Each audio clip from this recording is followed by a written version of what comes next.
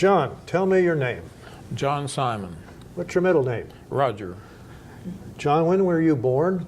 July 23rd, 1936. Where do you live now? What's your address? 8721 Pond Creek Road, West Portsmouth. That's in Sauter County, Ohio, isn't it? Yes. Okay.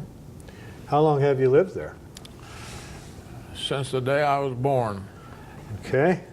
Sounds like the house has been in the family for a while, has it? Yes, it has. It was built in the 1860s by my great-great-grandfather, Jean Baptiste Nargeau. He came here from France. Say that name slower. John? Jean Baptiste Nargeau, N-A-R-J-O-Z. Came in from France. That's interesting. Mm-hmm. And so it's been in the family since then? Yes. Okay. And what were your parents' names? What was your father's name?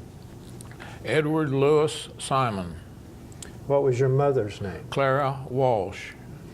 Now, was she local, Walsh? Clara? She came from Otway. Otway? Okay. And there was an Irish settlement there. People came here from Ireland and moved in a group out to McCulloch and settled there. And there's a cemetery out there called St. Patrick's where they're all buried. What's McCulloch? Tell me. It's a creek out, if you go out to Henley and going up Henley Comstock Road up in there, there's a Catholic cemetery there. Okay, I didn't know that. McCulloch. Okay. Now, what was your grandfather's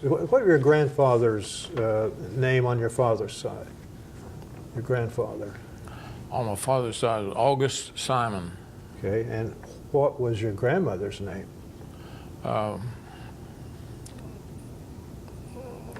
Josephine Aubert. Albert? A-U-B-E-R-T. Where was she from? She was.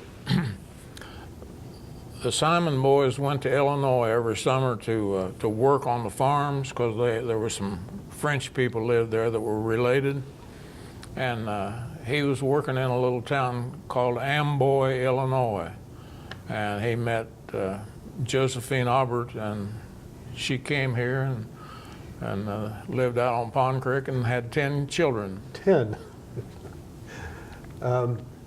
And how far back can you go? I ask you this because the library likes to get a family tree. Yeah. As far back as we can go. So on your father's side and then grandfather and so great-grand, how far can you go? Well, I've told you about my dad and my granddad, and August's father's name was John Simon. He came here from France, and Mr. Nargeau, my great-great-grandfather, lived in the home, and his wife and 6 children lived in France. And he kept trying to get them to come here, but they wouldn't come, and they kept trying to get him to go home, and he wouldn't go. We have a bunch of letters, you know, that verify that. And interesting. But his daughter came and lived with him, and she met John Simon, and married John Simon, and they had some children. Okay. And of course her father was Jean Baptiste Nargeau, so that's as far back as we can go. Where in France were they? There's a little town called Aillancourt, A-I-L-L-O-N-C-O-U-R-T. I've been there. And have you been there? Lived with the family still lives in the house, and I went over and lived with them a while. That's interesting. They welcomed you as family? They were tickled to death to have somebody from over here come over there. Interesting. Interesting. Now, on your mother's side, what was your mother's name again? Walsh, W-A-L-S-H. Her people came here from County Clare, Ireland. Was that her parents that came, or were they grandparents, or what were they? Yeah. My mother was Clara Walsh, and her father was John Walsh. He was born in America, and his wife was Margaret Finn, and she was born in America. She was also an Irish woman, and so then his father's name? And John Walsh's father was Do you have this written down? Edmund Walsh. Edmund Walsh. And Margaret O'Brien. Margaret O'Brien was his wife, and they came here from Ireland. They both were born in Ireland. They are the Irish immigrants. They came over on the boat. Yes. Settled in Otway? Settled in out on McCulloch in the country. Okay. But they went to church there. They were all Catholics until they built a church in Otway, and it's still there. There's a Catholic church in Otway. Our Lady of Lourdes. I know. I've been to Mass there 1,000 times, and Yeah. so that was my grandfather was John Walsh, and his parents were Edmund Walsh and Margaret O'Brien, and Where were they from in Ireland? What's the town they were? County Clare. County Clare. Is it a little town there? Yeah, there's Querrin, Querrin, Querrin Shore is the name of it. Okay. Have you been there? I've been there 16 times. Sharon's been there several times. And did they welcome you as family? Or is family still there? They were tickled to death, and but you know, we know how I've told you that the succession of how they got here, and but the ones over there that are there now, we're not sure that they're our family. Okay. You know, we've kind of adopted each other. So you can still drink a Guinness to each other? We have done that. It's a meal in itself. Oh, yes, of course. Now, is this all written down somewhere? Do you have a tree? Well, it should be. It should be, shouldn't But it? it's not, I don't think. Okay, you're going to write that down when you go home here today. Okay. Right? Okay. Now, what do you claim? Do you claim French, Irish, or Yeah. both? Well, my Albert is a French name, and Simon's an Irish or French name. So my father's side's 100% French. My mother's side's 100% Irish, so it's easy, 50-50. Exactly, exactly. Now, do you have any brothers and sisters? You have any siblings? Kathleen, do you know Kathleen? She I think taught at the university. Where she's at the university, isn't she? She married Gary Gimmer, and they both taught and retired down there. That's Shawnee State University here in Portsmouth, isn't it? Now, do you have any other siblings? Just the sister? No. The sister. Where is she now? Where do they? She lives in Lucasville. She's retired. Okay, all right.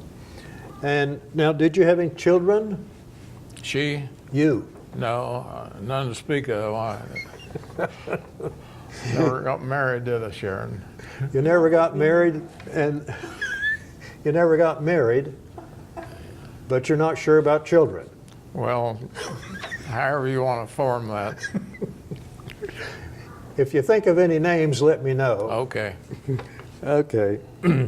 What's your what? Are you retired? What's your occupation? What do you do? Well, I made my living. I was a musician. I spent a lot of time working for the Ohio Arts Council and taking jobs around where we had a band and we played traditional music, and so that's what that was. What's traditional music? Irish music, country western? It's music that is characterized maybe by no electricity. Okay. You know, it's guitars and fiddles, and I have my grandpa's fiddle, John Walsh, who brought it here from Ireland. Really? So that's a old-time music too, it's called. old-time music. Old-time music. Yeah, well, it's called that. Did you, when you were in Ireland, did you play in any little groups? Were you able to go to the pub? And they have a different way of presenting their tunes, and I never felt very confident to play with them. I should have, but I just didn't feel confident. Okay. So did you make money as a musician? Was that your occupation? Oh yeah. Okay. That's what I was saying was my occupation was musician, teacher. I taught for 30-some years, and farmer. As a musician, were you in a group? Did it have a name? What did the name of it? Yeah, with John Simon's band. Okay. And as a teacher, what did you teach? Well, depends on where I was. I started out in the 6th grade at McDermott, and I ended up with a PhD, and I taught psychology down here, and also taught Jerry Holt asked me to develop some Appalachian classes because I had Appalachian knowledge, and it sort of came into the vogue to recognize people from Appalachia. So I developed some courses in Appalachian heritage, music, history. Okay. Did you read the Vance book, Hillbilly Elegy? I saw that, but I never read Haven't it. read that yet? Okay. Then you're a farmer. What do you raise? What do you do on the farm? Well, over the years, the farm was mostly to grow corn, hay, and raise cattle. And of course, we always had a big garden and all that, but that's how I guess you couldn't say I made much money on the farm, but I had a steady income from teaching, and I had steady jobs as a musician. Okay. Talk about a musician again. Did you travel around a lot to play? Did you go to different venues around, say, the state or the country? Or? We were always invited down to Norris, Tennessee. It's Appalachian Homecoming. It's called the Appalachian Homecoming, where they, at the end of, at the 1st of October every year, they have a enormous Appalachian festival at Norris, Tennessee. You've never been there, have you? No, I haven't. And our band was invited down there. Roy Rogers had a sister who lived here named Cleta Willoughby. Did you know Cleta? I did not. And she was a good friend of ours, and she was down there at Norris with us, and they found out she was Roy Rogers' sister, so they brought us up on the stage, and they invited her to come back the next year and bring her guitar.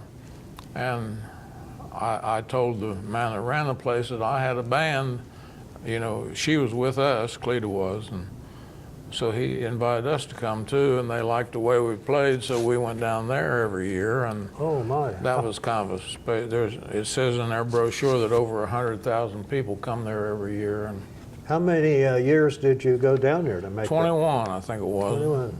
And they discontinued it this year. So. They discontinued? Yeah, I hated to see that. I don't Why? know. I wonder why they did Probably a financial that. Yeah. burden. John Rice Irwin was the one who took care of that Uh-huh. and thought it up, and it was wonderful. But he was aging, and he was in a nursing home. I see. So they, Nobody took it over then, it sounds like. No, they didn't. And you've never seen so many artifacts from the old time days in Oh, my. Appalachia. The farm, again, your farm's famous, is it not, for the sorghum festival, right? Well, it's Tell me about the sorghum famous on Pond Creek anyway. festival. Yeah. Well, in 1980, I was always interested in tradition, you know, history and I guess old-time music and all the things that go with it. We always butchered hogs at our house and did things to preserve the skills that people had before us. And there was an old man up the road named Elbert Hackworth who made sorghum, and he'd been making it since 1915, and his father made it before him. And I'd go up there every year and watch him work. He and his wife would work by themselves and just make sorghum real slow. And he got old, and he sold it to me.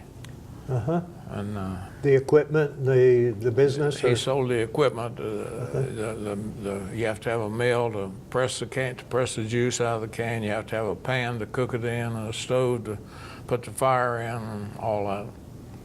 Okay. So he sold it to me, and I had to move all that equipment down home and find a place for it, and we decided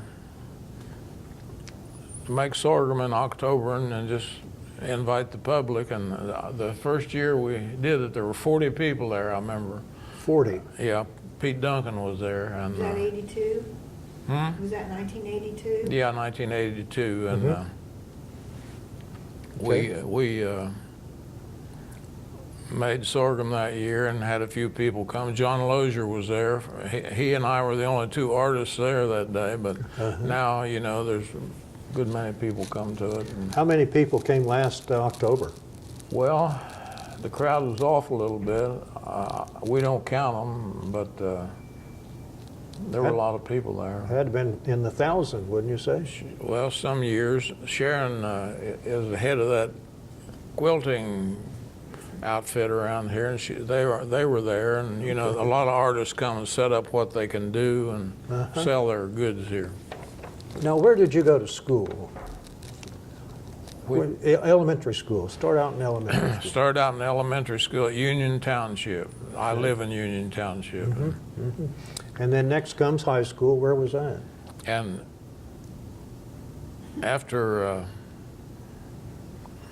going to Union a while, my mother started teaching at Otway, so I went with her and went to Otway. And then I came when she got pregnant, and Kathleen was born, and so I came back to Union.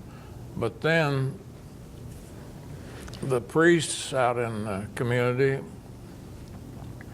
decided that they wanted to save our souls, I guess. And Did it work? yeah, oh yeah. And so they bought an old trap of a school bus and picked up kids all over the country and took them to St. Mary's. And Picked up little Catholic boys and girls and took that's them to right. St. Mary's down here in Portsmouth. yeah, and we went to school there, and then they built Notre Dame when I was a senior. We moved up there, and we were the first class to get rings and everything from Notre Dame High School, 1954, So you graduated from high school in '54, Notre Dame. and then what happened? Well, then I lived on the farm, and I worked for Ralph Chabot at Chabot's Super Service, and then I went to work in the steel mill. Chabot Super Service was like gas and oil. And Yeah, you don't remember that. I remember Chabot. Do you? Well, got 50 cents an hour. I remember we had most of what we did all day was change tires, and they had to wear white uniforms, so you can imagine what we looked like. And A lot of uniforms. we had to pay to get them cleaned every week. And So then you went to work at the steel mill? Yes, and Was that in Detroit? Detroit Steel, yeah, and Detroit, as you say, the proper way, and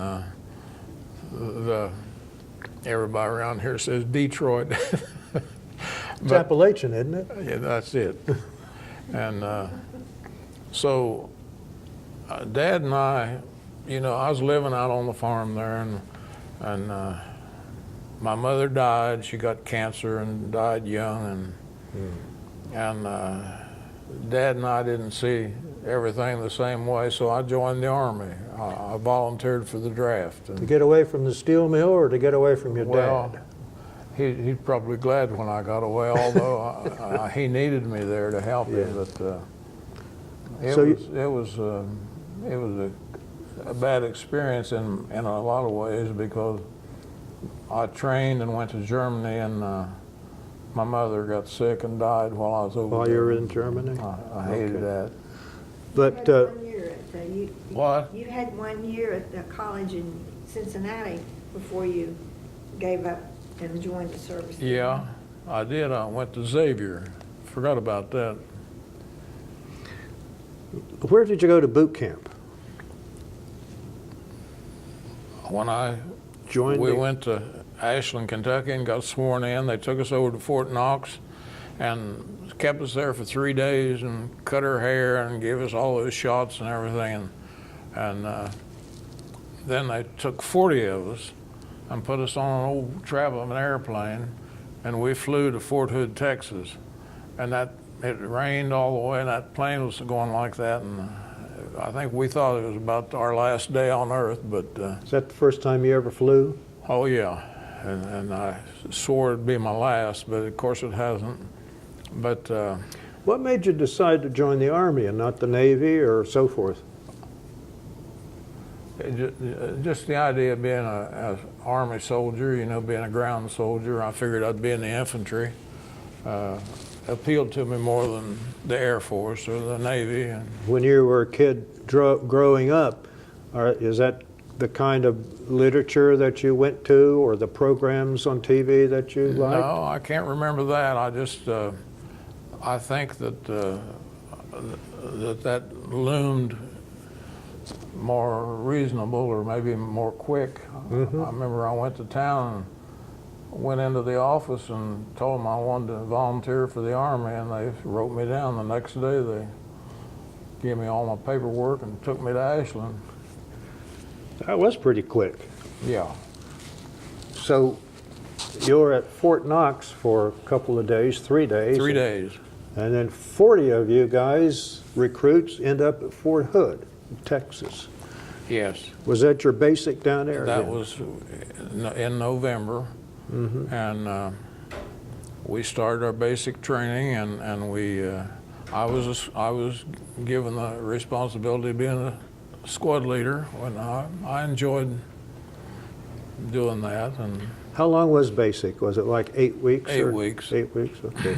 Now, after you get out of basic, then you have an opportunity, I guess you could say, AIT, advanced training, individual training. Yeah. What did you do after you got out of basic? Well, while we were in basic, Christmas came, and they sent us all home for 2 weeks. Okay. And told us that when we were coming back, we were going to finish our training and go right straight to Germany. So Okay. we knew that that was going to be our last time home.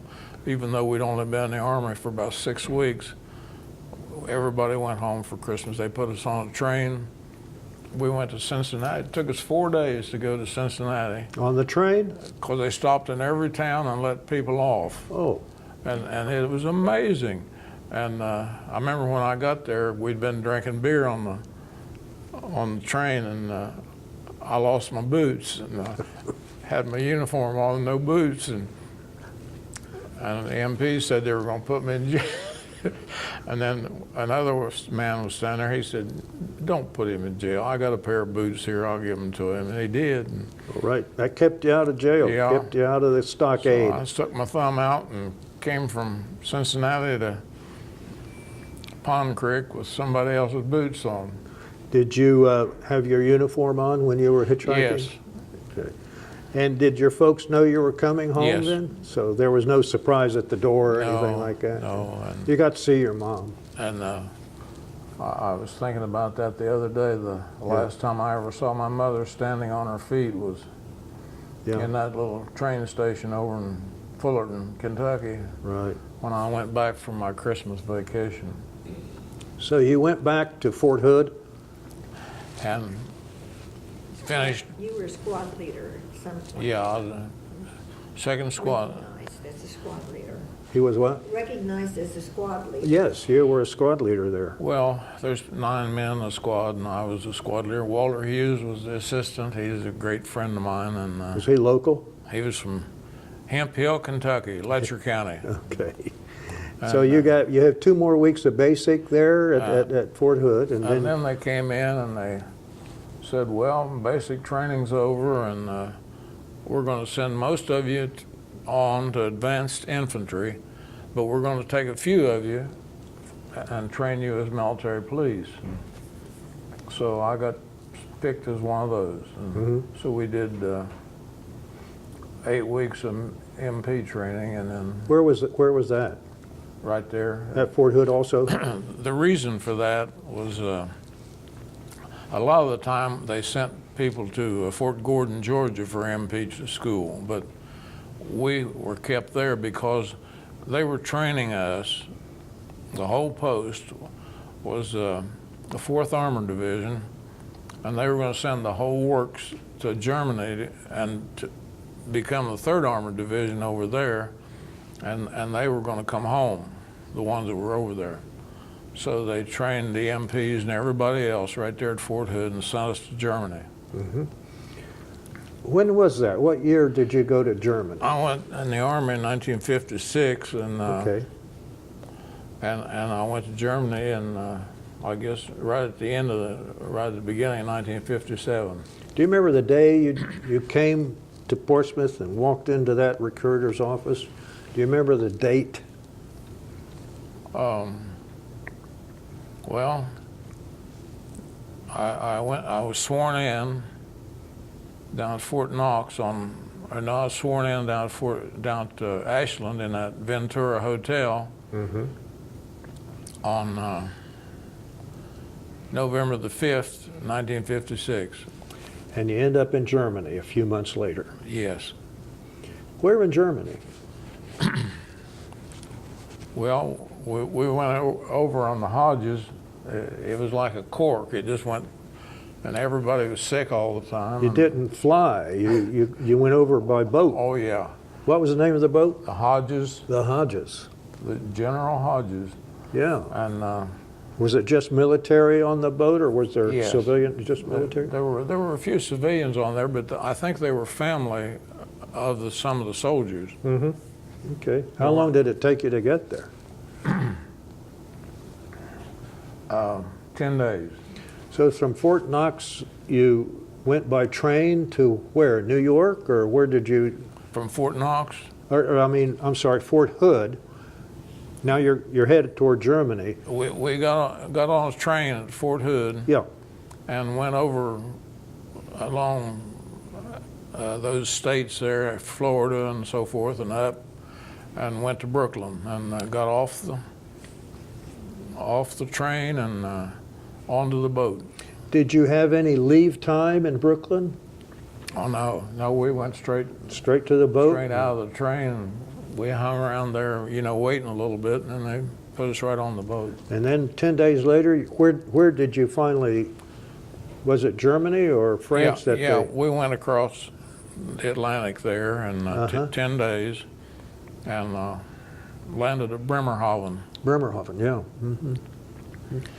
And they kept us on the boat for most of the day, and we just sat up there and watched. There were German people all over the place, and it was interesting to see a new culture right in front of your eyes. Mm-hmm. That'd be 1957, you say, and really the war hadn't been over but 12 years or something like that, had it? And one of the things that made a mark on me was just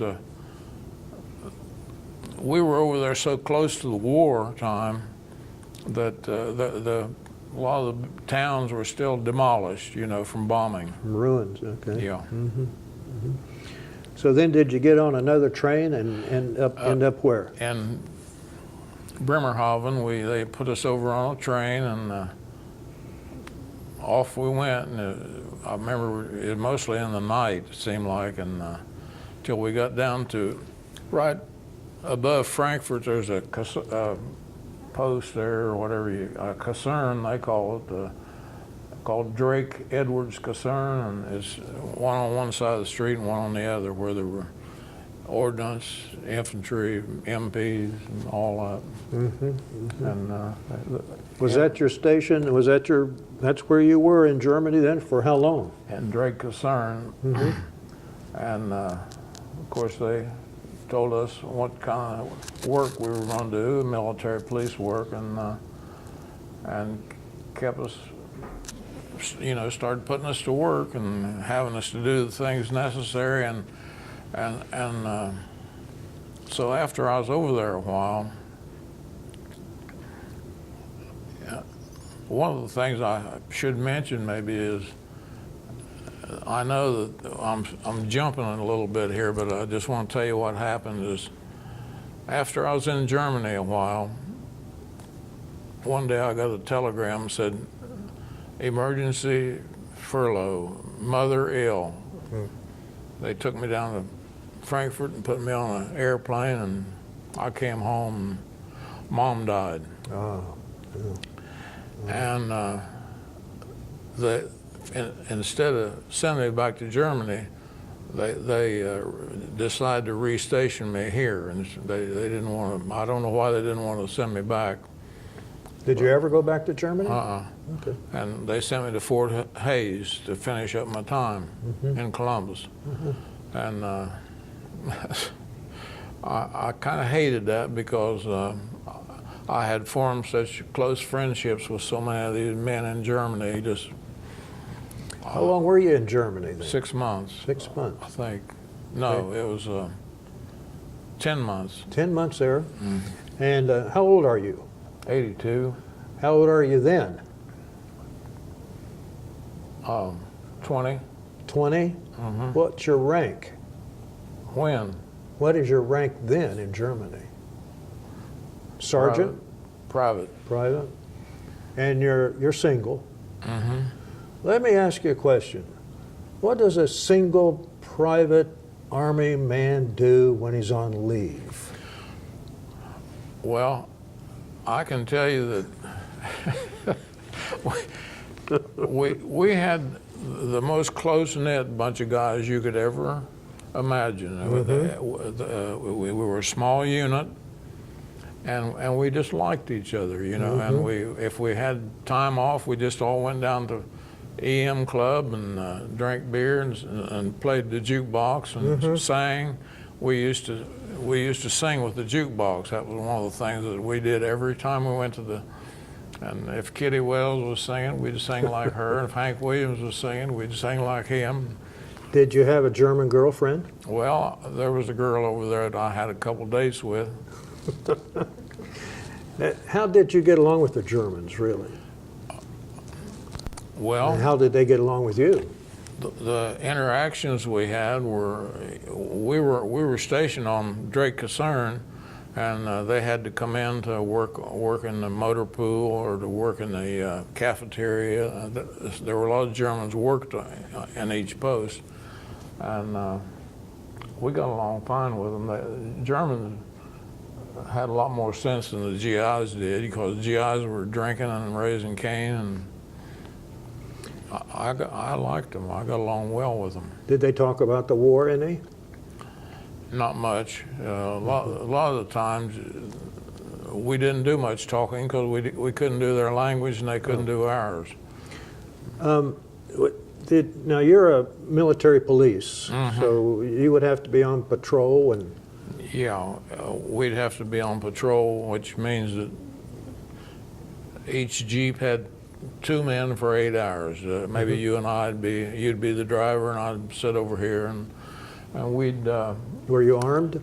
Yes, and we'd drive around and just, if we see GIs walking up and down the street, if anything looked out of order, we might stop and say, hey, and if we had to go to all the guest houses and All what? bars, taverns, they call them guest houses in Germany, and we'd go in there, and if there were any GIs in there cutting up, well, we'd talk to them a little bit, or maybe put them in the Jeep and say, come on, we'd take them home. And Did you ever have any trouble with any of them? I never, because I never treated anybody bad, but some of the MPs, you know, they wanted to They had the club. pull their club out, and they also exercised some racism. You know, white MPs beating up on the black soldiers, and I didn't approve of that, and I let them know it. But Did you arrest anybody? I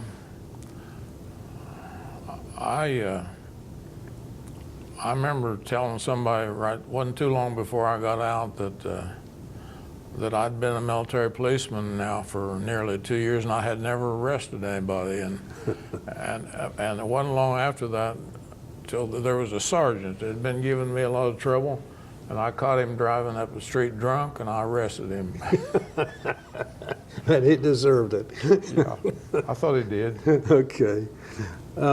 Well, now you came back for your mother's situation, and then they reassigned you to Fort Hays. How long were you at Fort Hays? Now, that's in Columbus, Ohio, just up the road, wasn't it? I was there for about 3/4 of a year, it seemed like. What I was going to tell you a while ago was that military police unit I was in Germany. Yes. We were such good friends, and then You showed me this before we started, so yeah. I thought we'd mention it too. This particular unit you were in, Germany. yeah, this particular unit, this MP unit that you were in over there, they escorted Elvis Presley around, hey? Yeah, he was in the 3rd Armored Division, the same as we were. And I don't know if it shows it on his sleeve there, but Okay. but you know, and this is because these are two of my friends, Okay. and it shows that they were on duty that day. But Have you kept in touch with any of your buddies? Yeah. Who was that? Well, Bill Moore West from down in Valdosta, Georgia, that's a Christmas card. And he's the one that gave me this, you know, Okay. and that's him in the picture, Uh-huh. Bill Moore. And he's with Elvis right there in the picture, Yeah. isn't he? So he sent you a Christmas card this year too. So Yeah. you guys have been hooked up here Yeah. for a while, haven't you? He was crazy, and He's crazy. whenever we were in the MP school, That's why you like him, right? Yeah. I slept on the top bunk, and he slept over across the barracks on the Yeah. bottom bunk. Okay. Well, you go ahead and look at them, and then I'll talk to you. Well, now there's another same picture there. I mean, are all these the same or No, they're different? they're different pictures, but that Okay. showed Bill Moore better than any of them. What's this about? Look. Are you in there? Jerry Lewis. No, this is came in out- there. oh, This that- is in there. That came out of there. Okay. Yeah. Okay. That came out of that magazine. So that's, Bill Moore got famous being in that magazine, you know. I got you. There's Elvis and the Frauleins. Oh, yeah. Quite a trooper, wasn't he? And there he proved so popular, he's wanted as a goodwill ambassador. Yes. All right. And Bill Moore, your buddy sent this to you. Have you been down to visit Bill Moore? No, but he was up here a couple years ago, and Okay. and but Bill Moore. Who else have you been in touch with or stayed in touch Well, with? I'll tell you that in a Okay. minute. I want to tell you about Bill Moore for Okay. a minute. He's simple-minded, you know, and he was always doing something funny. But I'd be laying there in my bed asleep, and he'd come over and he'd shake me, and he'd say, "Simon, are you asleep?" And so then he'd say, "Did you hear about them three men floating down the creek on that big flat rock?" And I'd say, "Well, Bill, I don't believe I heard about that." And he'd say there were three men floating down the creek on a big flat rock. And one of them was blind, and one of them didn't have any arms, and one of them was naked.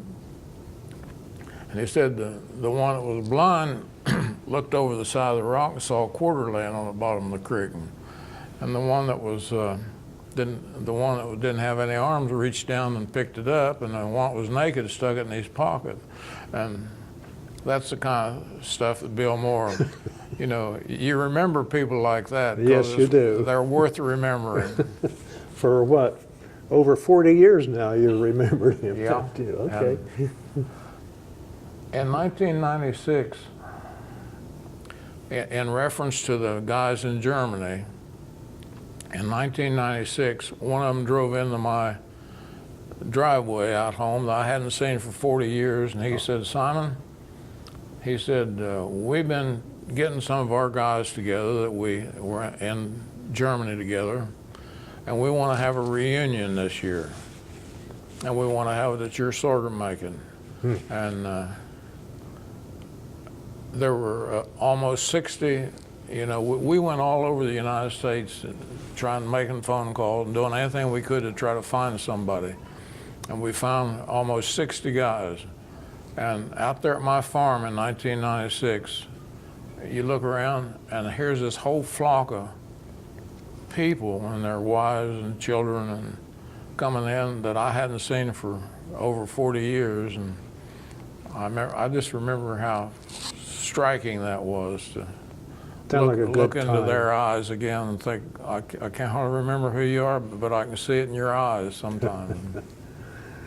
How close were you to the border? I mean, you're in West Germany there, and how far away were you from East Germany? I don't know. I mean, I can't give you an intelligent answer because I don't know, but we were too busy having fun down to PX. Exactly.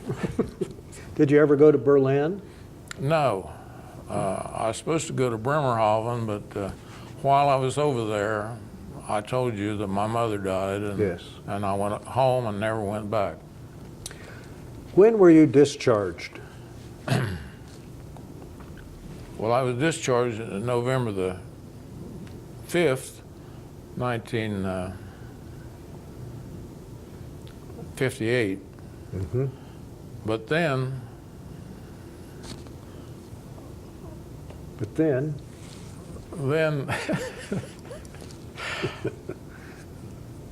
in 1961, I remember I was working on the farm, and John Kennedy was president, and they were having that crisis in Berlin about the wall. Yeah. And he started calling people back into the military. And I never dreamed that anything like that happened to me. But they were so shorthanded. President Eisenhower had cut out a lot of soldiers, and he had to refurbish them. And so what he did was, they'd look at my MOS, which was military police, and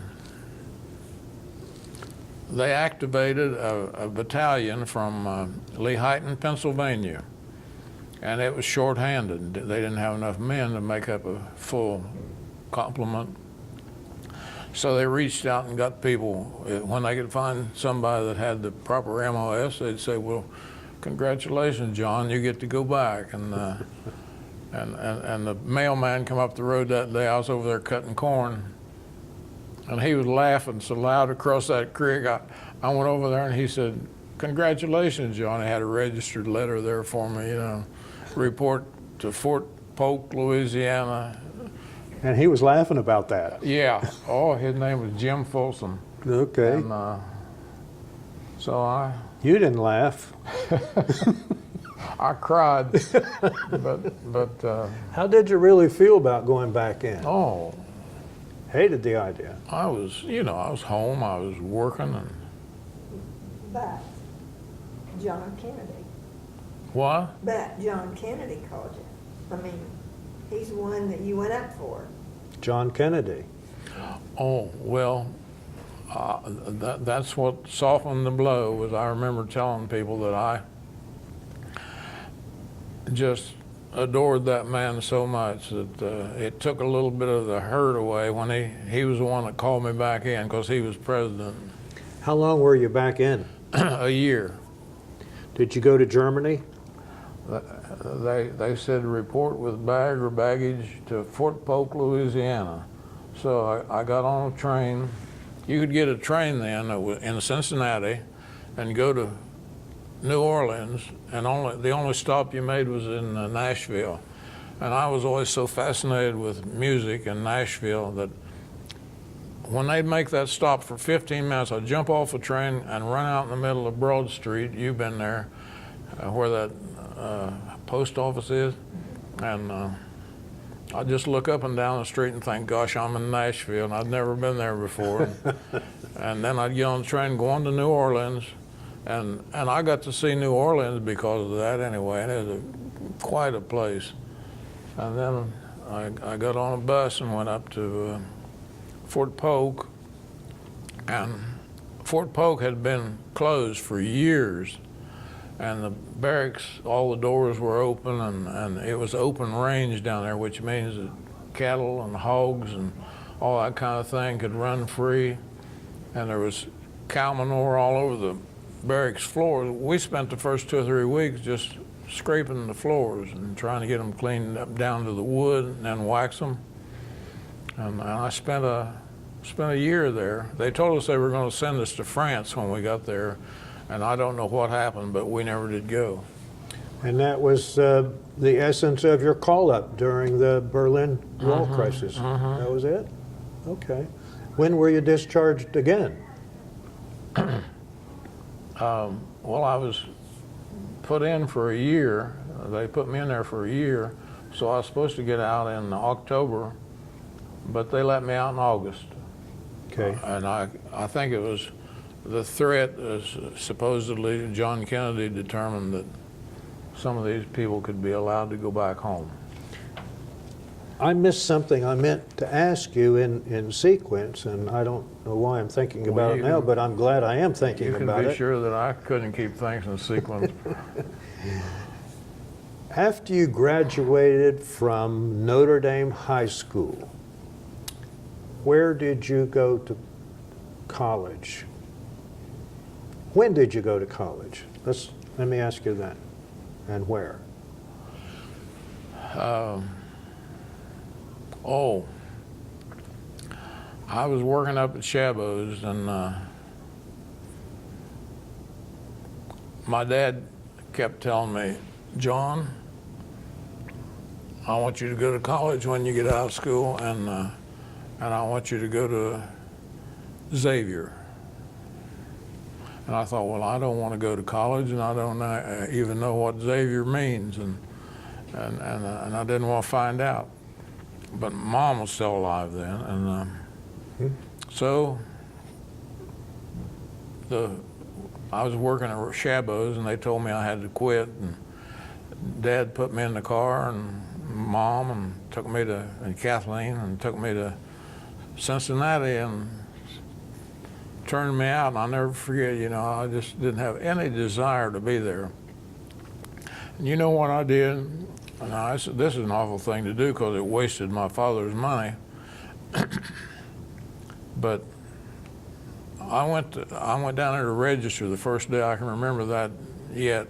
And this person was sitting there and said, what do you want to major in? And I didn't know what he was talking about. And he said, you have to declare a major. And I said, well, you just put me down one there. And he signed me up to be an accountant, which is the farthest thing from my interest. And so I went to class 2 or 3 days, and I didn't like it, and so I walked downtown. And there was an old-time music store downtown named Jimmy Skinner's Music Center. And I went in there and started hanging around, and I'd ask them if they had anything I could do, and sometimes they'd let me work, and they'd give me a sandwich or a record or something. And it was a great place because it was nationally known by the other musicians, and Bill Monroe and Jimmy Martin and all of them used to come in there, and I got to talk to him, and he started paying me. So I spent a year at Xavier working at Jimmy Skinner's Music Center, getting straight F's on my report card, and at the end of the year, well, that was enough of that. Well, how'd you get away with not going back, your dad being your dad? I was on probation because my grades were so bad, and I was scared of my dad. He insisted I go back, and one day I just sat down and I said, I can't do it. And is that when the Army came up in your mind? Is that when the Army popped up maybe in your mind? No, what are you thinking? I came back and... Came back from Xavier, not going to go back. You weren't going to go moving back in the house. What? You weren't going to go back being moving in the house again and being told what to do. Well, I went back and I went back to work at Chabot's, 50 cents an hour. And somebody said, why don't you go up to the steel mill and put in an application? And I thought, well, if I get hired, Dad will kill me because he wanted me to go back to Xavier. As bad as my grades were and as much money as he spent, and I didn't do anything, he still wanted me to go. And I just got up the nerve to tell him I just couldn't do it. And so I worked in the steel mill a while, and then I guess that's when I got called back. After I was in the steel mill a while, I decided to quit because I'd been thinking for a long time that I wanted to be a veterinarian. And so I went to Ohio State and enrolled in pre-vet, and I did okay, except I never took any physics or chemistry in high school, and you had to have pretty good strength in those areas to get into vet school. And I went into the president of the veterinarian college and told him my story, and he said, John, you might make the best veterinarian that ever came out of here, but he said, if you can't get good grades in physics and chemistry, you'll never get accepted. So I finished out the year and come back home and started going to down at Massey School. Ohio University. Yeah, I know. Yeah. and Okay. started going to school there at night and working in the daytime. So now this is after you got out, you were discharged from, this all came after Fort Hays, right? Maybe or maybe not, I don't know. Fort Hays, I got out of there in 1958. Right after high school is when he went to Xavier. Mm-hmm. Then he came back and he was at the house, and his dad didn't like that he bought a bunch of rabbits and made a pen. And he went out and joined the Army. Okay. Then the second time you got out of the Army, what happened then? Now now you're out of the Army the second time. I went back, it's when I was in the Army the second time, it started dawning on me that I was getting older and that I ought to be doing something with myself if I was going to. And of course, a lot of people said, well, hell, you got a job working in the mill. How would you want anything better than that? And I went up and talked to my boss, and he said, John, go to college. He said, that's the thing for you to do. And So you went to OU, the Massey Hall down. Yeah. What did you major in there? well, I Accounting? went to Ohio State. That's when I went to Ohio State. and- Okay. Yeah, accounting. I went to Ohio State and stayed up there a year and came back here and started a night school with Mr. Elliott, was the director down there. And my dad owned a beer joint right straight across the street. So, Your dad did? yeah. What was the name of it? Simon and Kilcoyne. Kilcoyne. He was in partnership with John Kilcoyne, who had a bar on 11th and Lincoln. Yeah. But Dad's was on 2nd Street. And Okay.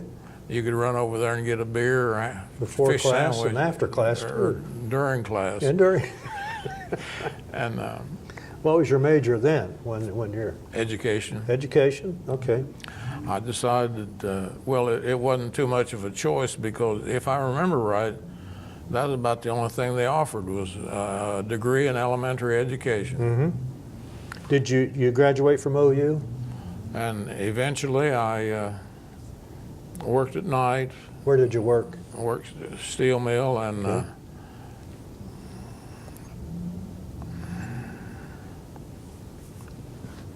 I can't get that all straightened out in my head, but Did you graduate with the bachelor's degree in education? yes, I got a bachelor's degree in elementary education. Okay. Did you go to work then as a teacher, or what happened? I got a call. We had square dances out on Pond Creek every Saturday night, and the superintendent of Adams County Schools came there, and we became friends. And he and his wife and a bunch of them were always there. One day my phone rang, and he said, John, I know you've been going to college. He said, what kind of certification do you have? I said, well, I have a temporary certificate, 2 years. He said, I need a principal down at Links Elementary School. A principal.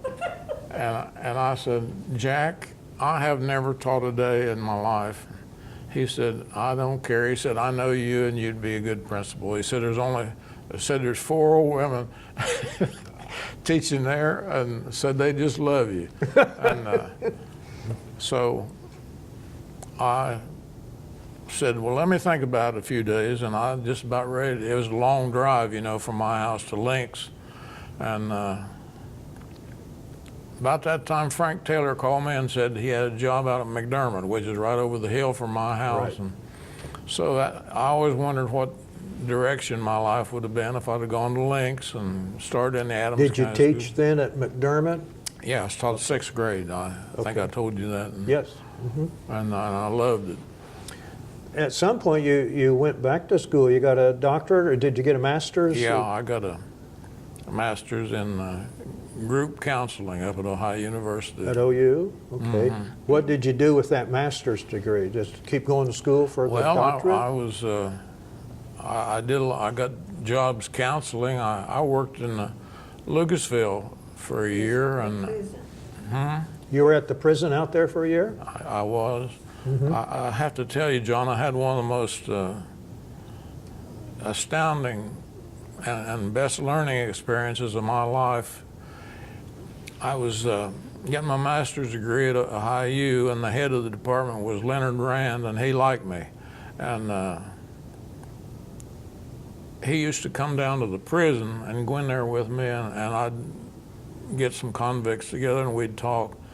He said, "Why don't you do some group counseling down in that prison?" And I said, "Well, I don't know how that'd go over." And he said, "Well, they seem to like you, the convicts do." And that was in 1973 when the Supreme Court did away with the death penalty in America.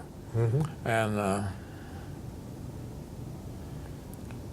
there were 45 men on death row, and the warden, Mr. Whalen, he was an Irishman. He called me in. He said, "John," he said, "I've got 45 men coming off of death row," and he said, "That's going to be a unpredictable or volatile situation, and could you do something with them and setting up a program?" And I said, "Well, I'm getting my master's in group counseling, and maybe I could do some of that, because you're supposed to, they recommended that you take 9 men at a time in the group." And there were 45 men on death row, so I just divided them up and I went and talked to all 45 of them, told them what I was going to do, and so they could have some idea who I was. And they were pretty skeptical of me after coming off of death row. Some guy walking in and saying, "Well, we're going to do some sharing," as they all like to say.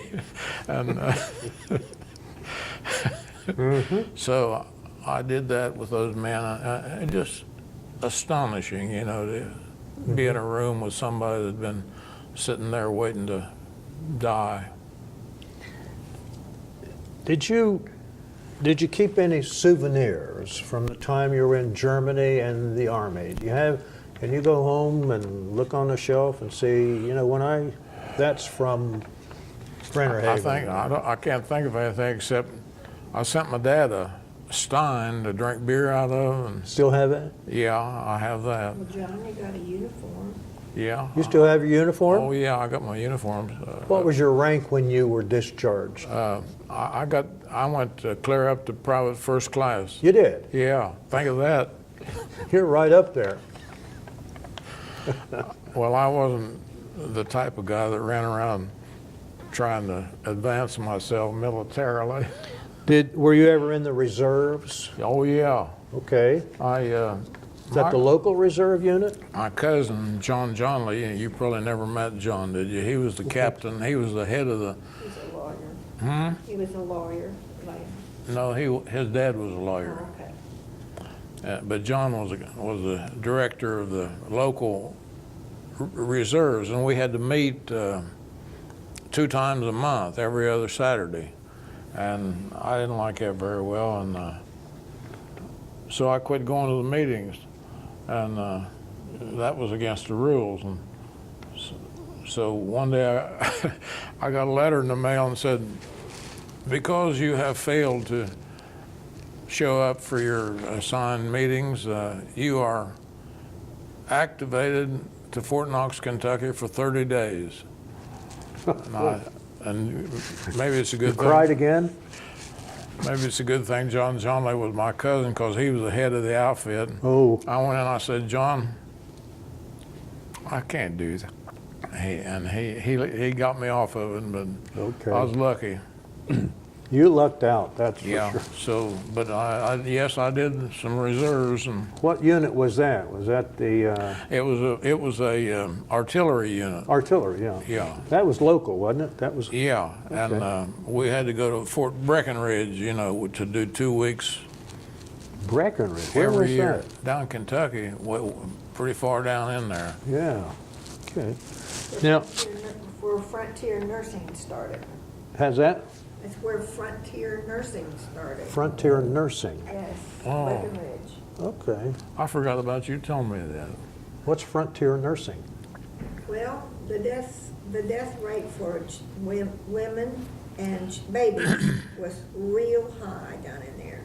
And some woman out of New York brought down a program and started women on horses that delivered Oh. babies. Okay.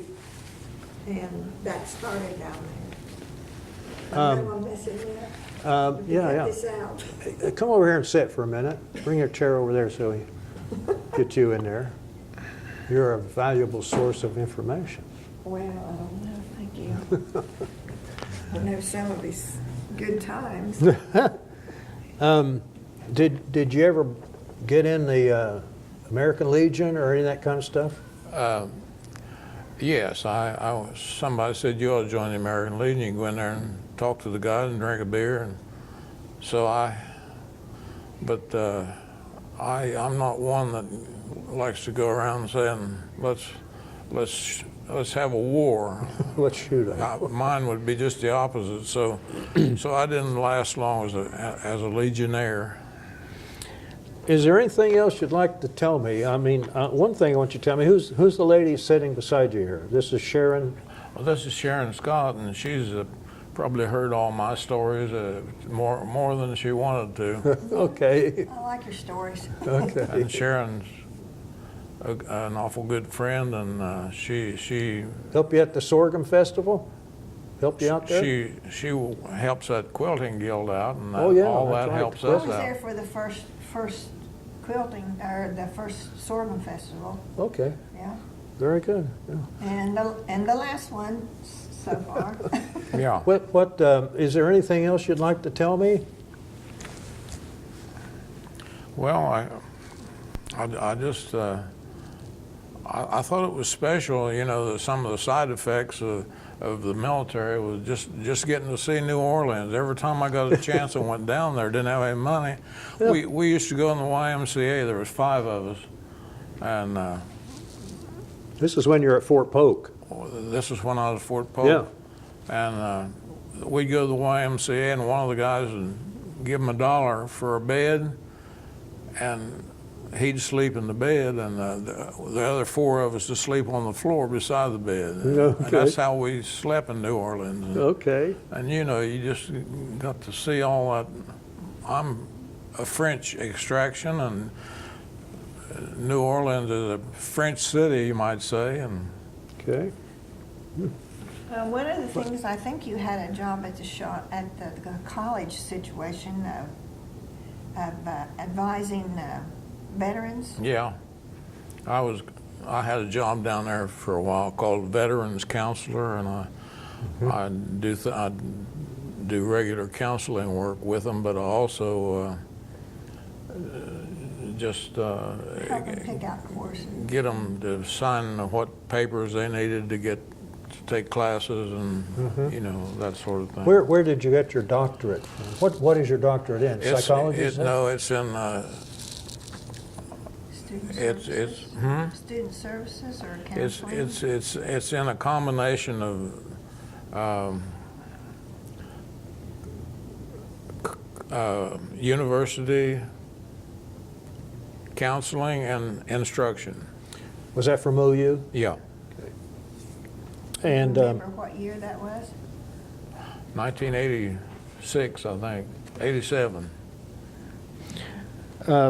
John, do you have anything else you'd like to tell me? I don't think so, except I was, when I was in Texas and Louisiana, I was pretty important because the 2 posts were overrun with poisonous snakes. You ever been down in there? Yeah. Not Fort Polk or Texas. What happened there with the poisonous snakes? You know, they had, up here we have copperheads and rattlesnakes. Down there they had copperheads and rattlesnakes, coral snakes, and cottonmouth water moccasin. And I was fascinated by all that, and I went and bought a book, and it showed how to identify any.